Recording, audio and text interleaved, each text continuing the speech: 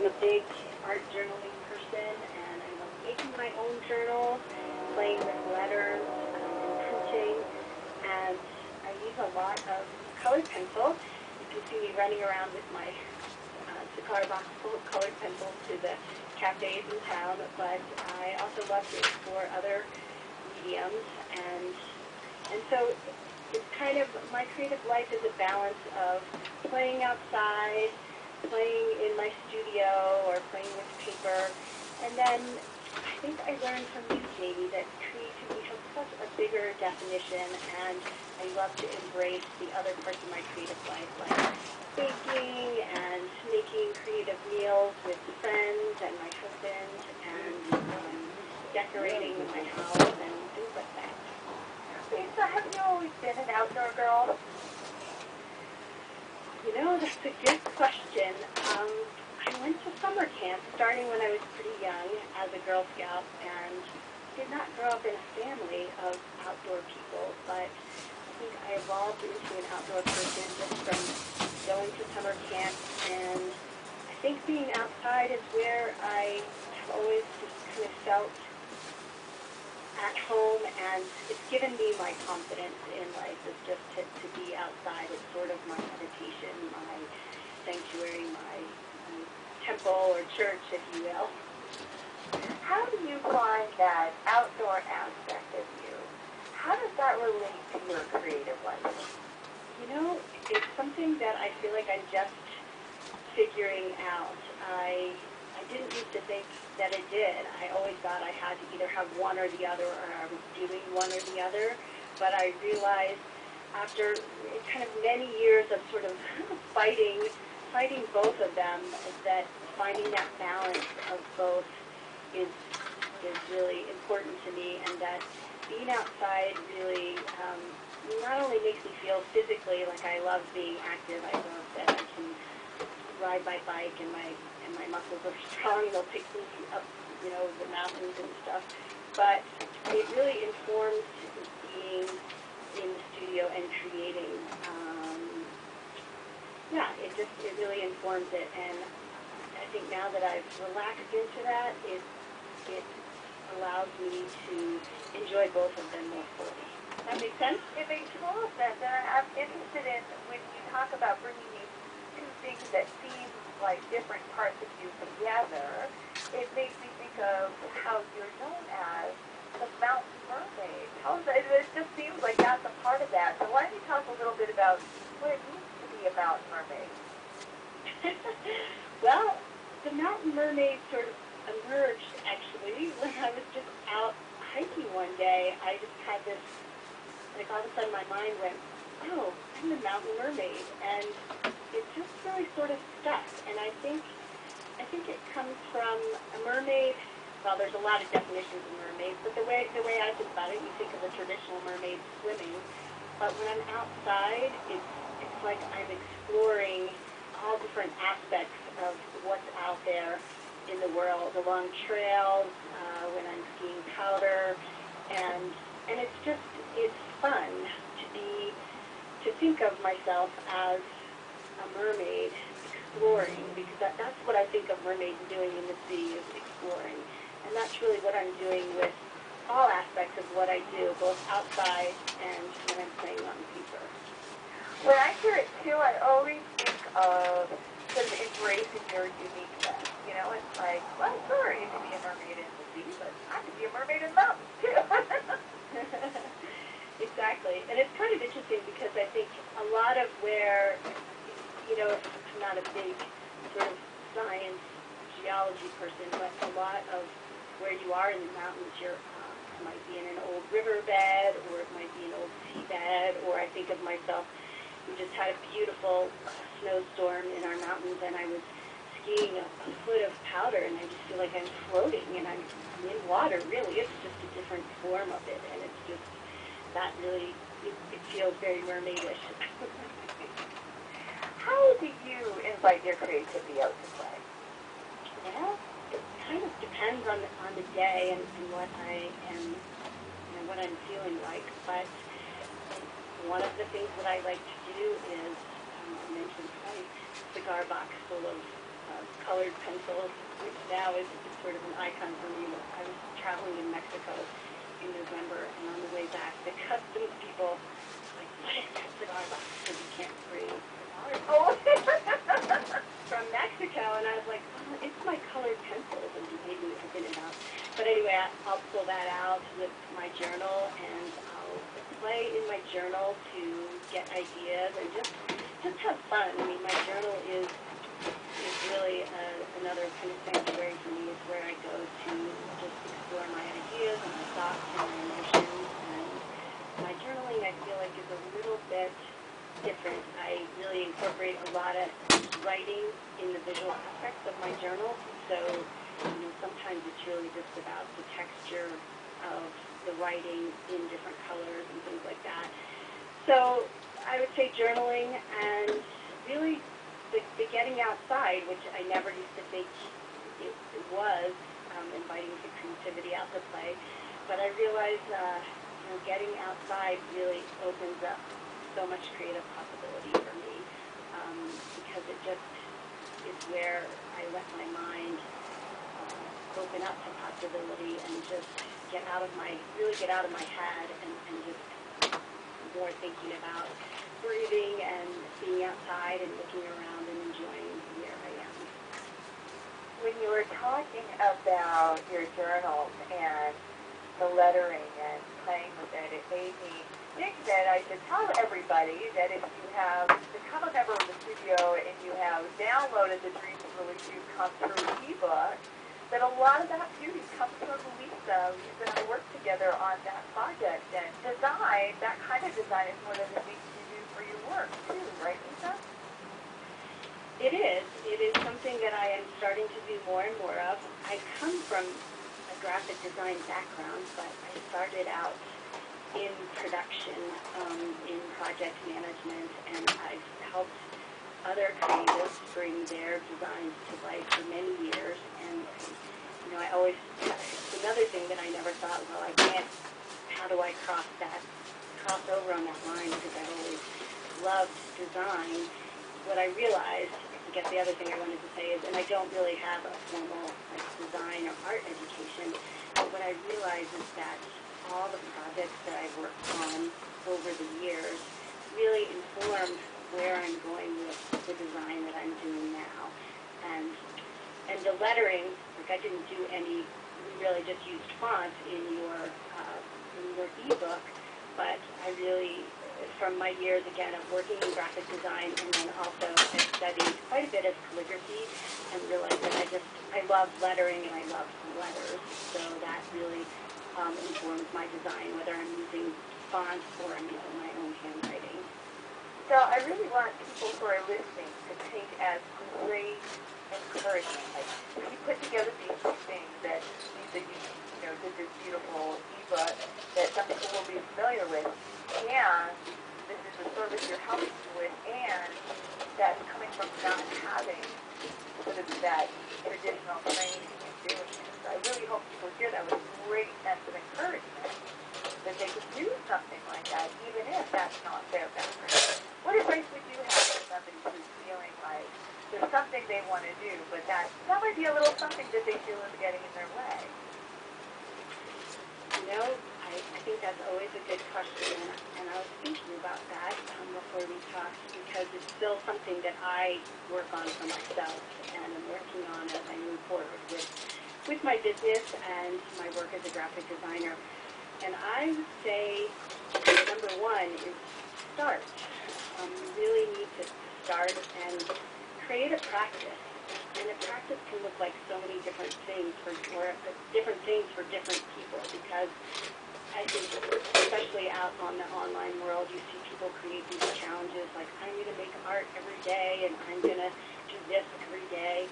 And for me, besides brushing my teeth and eating and sleeping every day, is a huge commitment. But it's amazing the progress that you can make if you start and just make a commitment and figure out your practice. So I wrote the poem on Sunday, had the conversation on the Tuesday, I was out of there on the Friday. It was like literally within a couple of days it happened, and then 3 days I was out. And I just thought, you know what? I don't think I need to worry too much about what the future holds. I think I just need to kind of follow the breadcrumbs a little bit. And it felt miraculous at that time. It felt like I had something kind of crazy was happening that I just had to go with. And that really, I think, was kind of a start of 2012 when it was crazy there. And a lot of my creative juices kind of started getting there was a lot of firing up of that last year. And yeah, I started writing stuff, I started cooking again, which I haven't done for ages, and I had lots of flashback memories of, yeah, remember this is where you found joy when you were much younger, before food became a really shameful thing for me, and part of my story is around making peace with my body. And so suddenly I found I was fascinated by tastes and smells, and I was in the kitchen and making my own bread, for goodness sake, And you have to remember that, only a few months ago, the only thing that I was creative in was constructing emails that would, kind of piss off the least amount of people. in a difficult change, And now I'm kind of barefoot in the kitchen and baking bread. So for me, that was a huge change. And I got invited. Some friends really wanted to go to Squam. Elizabeth ran Squam in Italy, and I know lots of people have been to Squam in New Hampshire, and I think they did one by the sea this year as well. And I just loved the vibe of Squam. It just felt really exciting, and it was only a couple of hour flight away. I thought, well, I have to go. I didn't really know what I was getting myself in for. I thought, awesome, a couple of days in Italy, that'd be brilliant. Apparently we were going to do some painting, it was going to be awesome. And what actually happened there was I found myself standing in the grass, in the sunshine, kind of with my eyes shut, dancing to The Dog Days Are Over, Florence Nightingale, such a fantastic song, with Flora Bowley, who is just the coolest chick on the planet, with my hands in paint. And there was a moment where I thought, how the hell did I get here? Such a fun experience, and I think that's been the real lesson for all of this, is that when I am on my path, I can feel it in my body, and it feels fun and exciting, and there's a lot of anticipation. It's like having 5 baby rabbits in my belly. The feeling I'm chasing the whole time. And so part of the creative process for me is really about, where can I find that?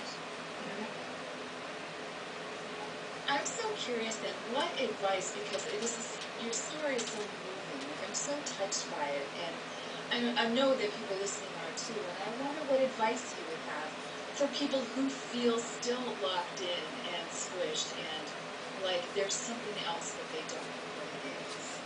Well, trust it.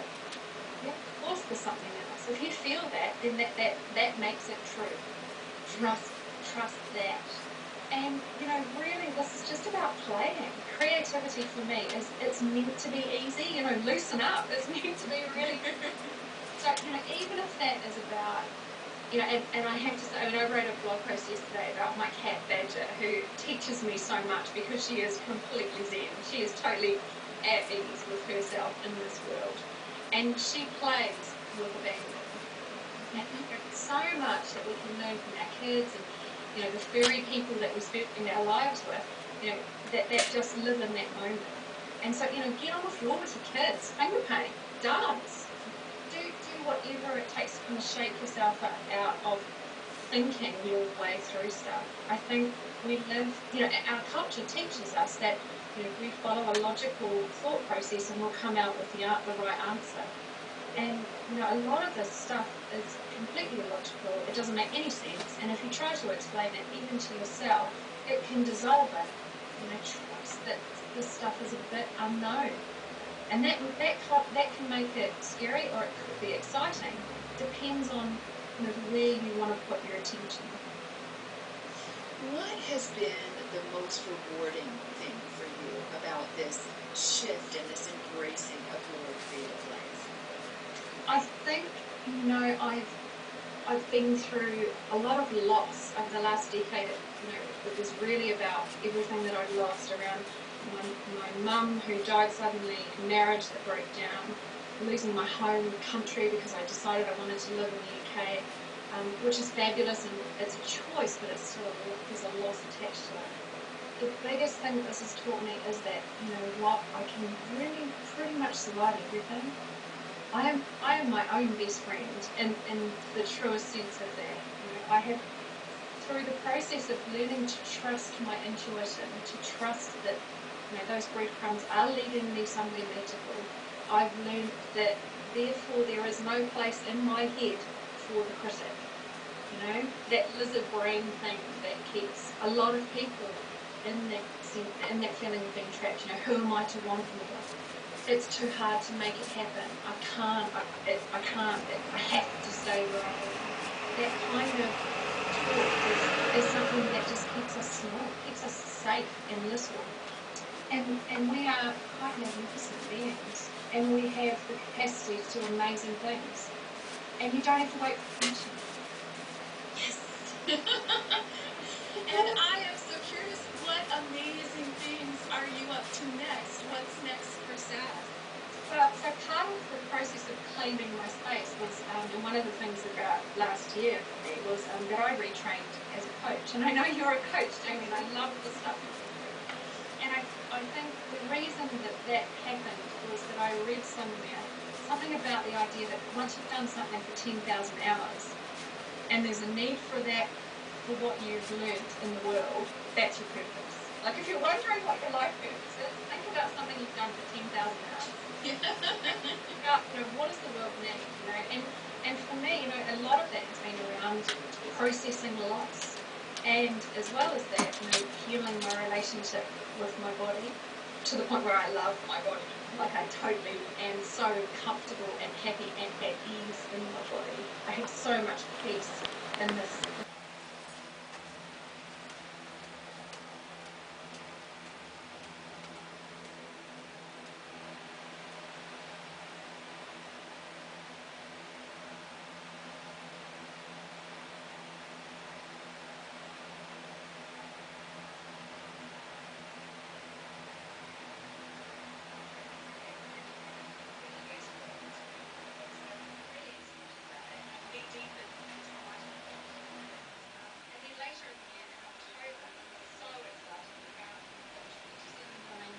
To Glastonbury in Somerset in England, and my two best mates, Meg Genge and Susanna Conway, and I are hosting a retreat for these women, and it's going to be aces. It's we found it's like this crazy, massive Georgian mansion in the middle of the countryside.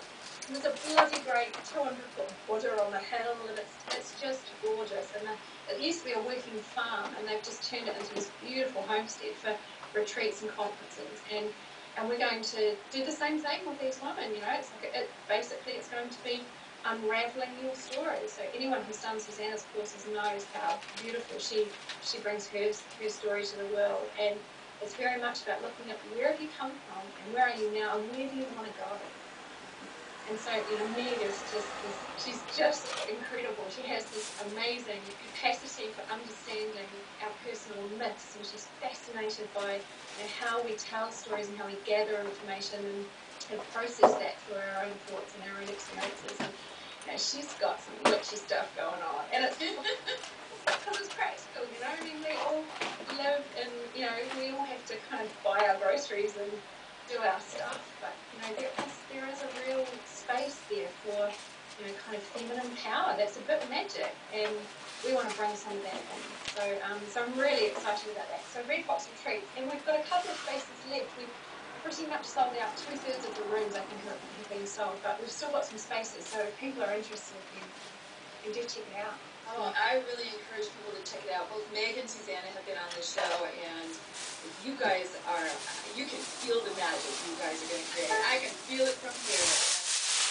Thank you for sharing your magic today. You've got such a lovely, sparkly, compelling magnetism to you, Zaz. I've just so enjoyed. And I'm just smiling here at you and so glad you could be here today, and so glad you could share your story. I'm just grateful for the opportunity. That's awesome. Thank you so much. Thanks, Sass. I loved spending that time with Sass. One of the things that her stories brought to mind for me is something that creativity and magic have in common, and that is transformation. I love how she transformed her regular commute into a creative experience through haiku. Let's use this as inspiration for our creative living homework this week. How might you transform a mundane part of your day into a creative moment? I'd love to hear what you come up with. Feel free to share by stopping by and leaving a comment on the podcast post at openthedoor.ca. Or you can tell me on my Facebook page or send me an email at jamie@openthedoor.ca. I always love to hear from you. Let us all make some magic this spring.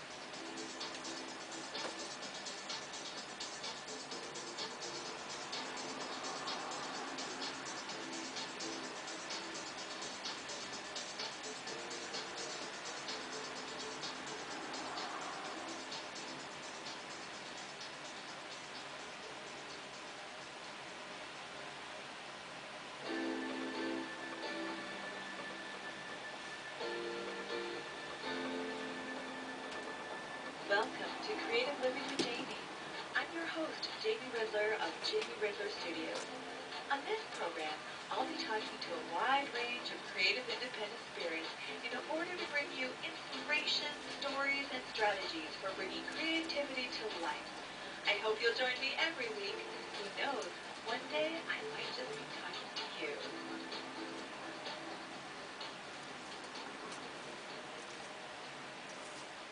Hey everybody! Thank you so much for your patience and love during our week off. Every year when spring comes, I try to remember. I try to take a break around Easter time. But I get so excited about spring that I often forget. But you know what? I have definitely learned that if I don't remember, my body will remind me. And actually that's related to what I have been thinking about lately.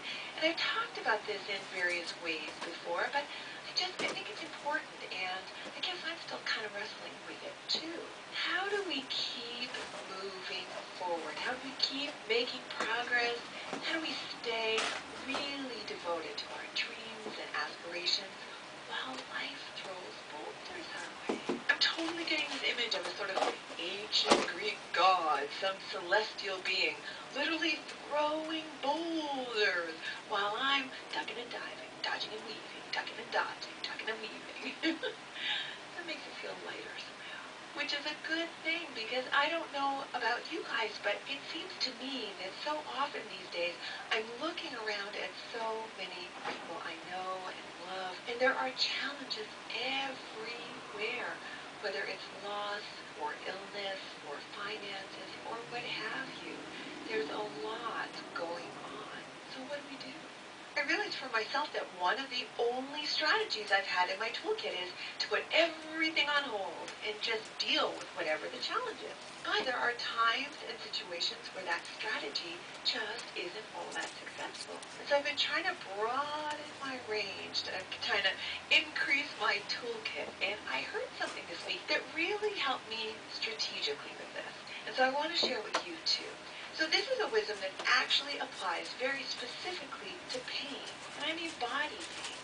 So the wisdom is this: when the pain is acute, no movement. When the pain is chronic, movement. And I thought, that makes total sense as a life strategy too. When life hands over an acute crisis, that's the time to drop everything and attend. And in those moments, I don't worry about my business or my painting or my book not moving forward. It's okay for them to be still while I do something. Like one day I got a call that my mom was in the hospital. I dropped everything, canceled all my clients, and headed there immediately. Acute situation, no movement. But if the challenge is something chronic, something ongoing, something that's going to last months or years or not have an end date, stopping isn't the answer. This is no longer a pause in our lives. This is our lives. And so how how do we nourish ourselves and our work in the midst of that reality? I know it may be incredibly difficult. It may even seem impossible. And I'm not saying this to add more pressure to already untenable situations. I'm offering it as a point of hope, as a way to release the pressure, as a way to say when the road is long, we need to find our ways to sustain ourselves and look for pockets of enjoyment and progress along the way. We mustn't try to wait to express ourselves, to do our work, to enjoy our lives, to shine. We must, in our very own baby bear way, and that's baby bear as in Goldilocks, just right. We must, in our own baby bear way, keep moving. And speaking of keeping moving, if you've got a project you want to get moving, if you want your creative life to get moving, I have a couple of things for you, and I'm going to tell you about them in the studio news.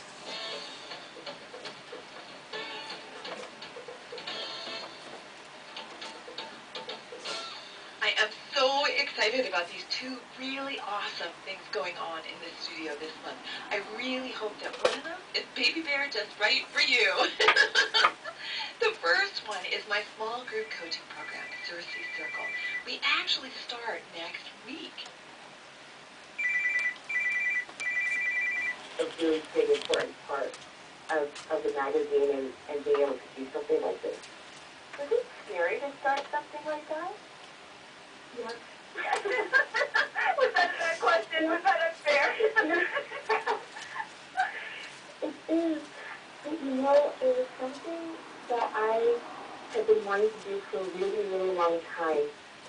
And then one day I was visiting a museum in New Orleans, and I saw a painting, and it just kind of sparked this resurgence of this desire to do it again. And I called a friend and I said, you know, I'm thinking about a business magazine, and I really think it'd be useful. And she said, well, just do it. I said, okay.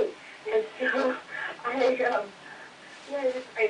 Kickstarter, and it was funded successfully, and then it allowed me to feel, once that really happened, once I was like, okay, I'm just going to do this Kickstarter, I'll see what happens. And then once it was funded, that really gave me a lot of momentum to keep going. Okay, this means that people support my vision, that, you know, it's not just something that I need or want to do, but something that others see and seeing a need too. So then there's almost like this responsibility to go ahead and create it, you know. I said, okay, well, I've got the money to do it now, or at least start it, and I've had the inspiration to do so, so then let's see what's next.